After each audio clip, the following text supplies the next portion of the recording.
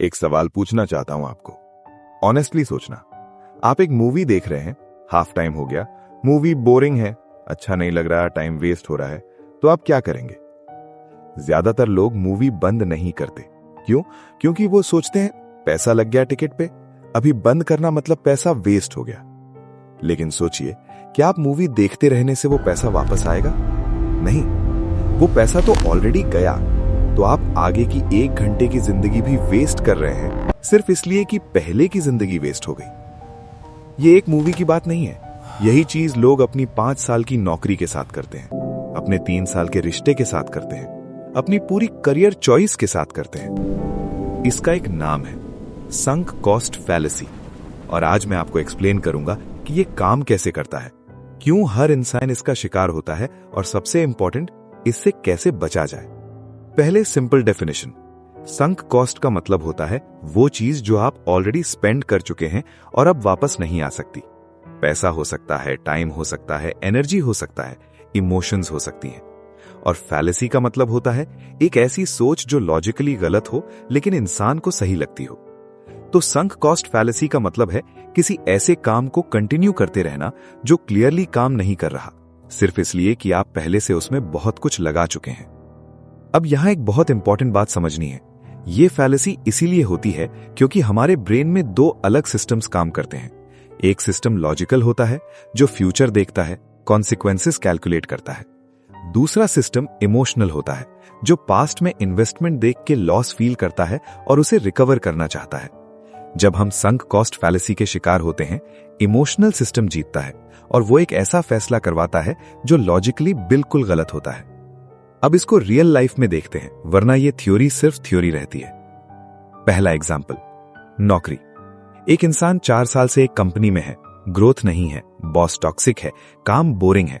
वो जानता है कि ये सही जगह नहीं है उसके लिए, लेकिन वो क्या सोचता है, 4 साल लगा दिए मैंने इस कंपनी को, अब छोड़ना मतलब सब वेस्ट हो गया।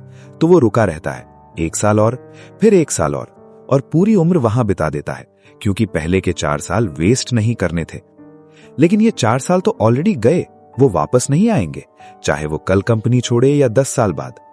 असली सवाल यह है कि आगे के साल कैसे जाएंगे, वहां या किसी बेटर जगह। दूसरा एग्जाम्पल, रिश्ता।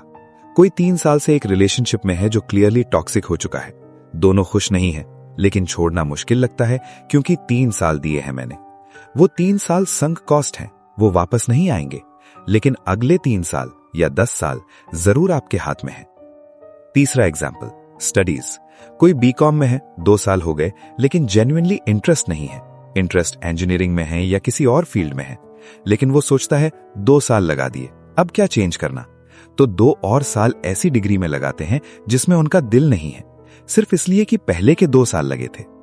चौथा एग्जाम्पल, इन्वेस्टमेंट। किसी ने 50,000 रुपए एक स्टॉक में लगाए, स्टॉक गिर गया, अब वैल्यू 20,000 रुपए है। अब वो सोचता है नहीं बेचना, 50,000 रुपए थे मेरे, तब तक नहीं बेचना जब तक वापस नहीं आ जाते।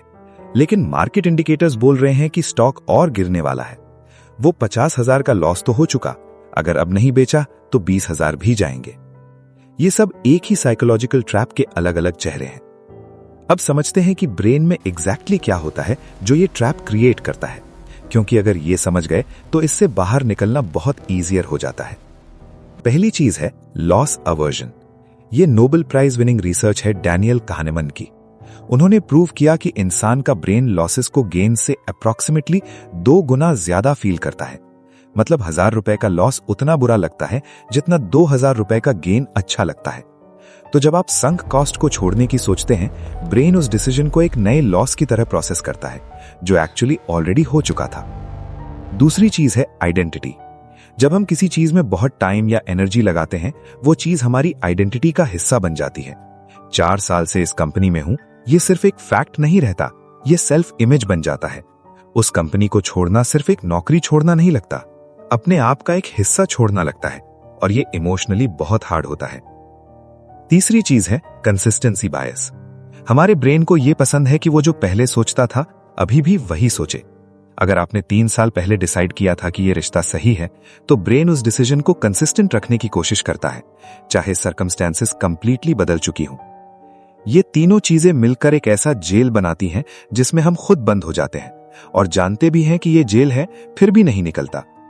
अब practical part, sunk cost fallacy को अपनी जिंदगी में कैसे आइडेंटिफाई करें, क्योंकि सबसे बड़ा प्रॉब्लम यह है कि जब हम इसके अंदर होते हैं हमें लगता है कि हम लॉजिकल सोच रहे हैं। एक सिंपल टेस्ट है, जब भी आप किसी ऑनगोइंग सिचुएशन में हो, नौकरी, रिश्ता, इन्वेस्टमेंट, कोई भी, तो खुद से एक सवाल पूछें कि अगर मैं आज पहली बार ये डिसीजन ले रहा होता, कोई हिस्ट्री नहीं, कोई पहले का इन्वेस्टमेंट नहीं, तो क्या मैं यही चूज करता? अगर जवाब नहीं है तो आप संक कॉस्ट फैलेसी के शिकार हैं।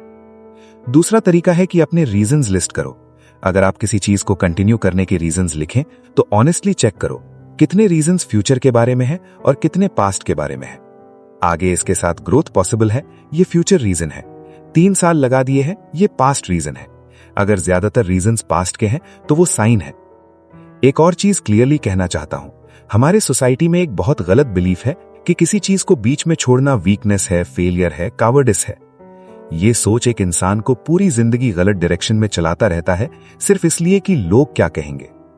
संक कॉस्ट छोड़ना वीकनेस नहीं है, ये एक एक्सट्रीमली डिफिकल्ट और एक्सट्रीमली ब्रेव डिसीजन है, क्योंकि इसमें आपको अपने ही ब्रेन की इमोशनल रेजिस्टेंस के खिलाफ जाना होता है, अपनी पास्ट आइडेंटिटी से अलग होना होता है और लोगों के जजमेंट्स फेस करने होते हैं।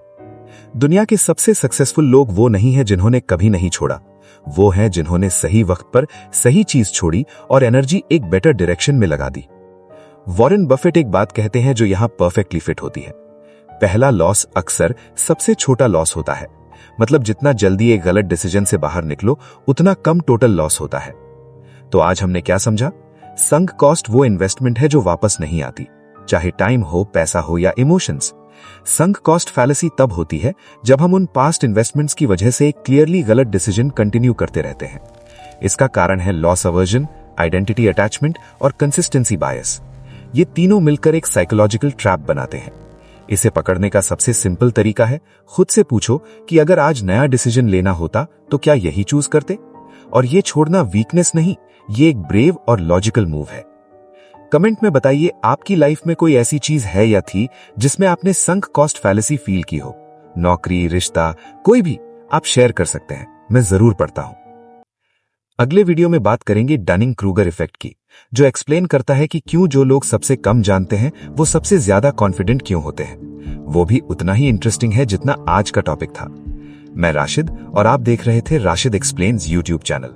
मिलते हैं नेक्स्ट वीडियो में। Take care, bye bye.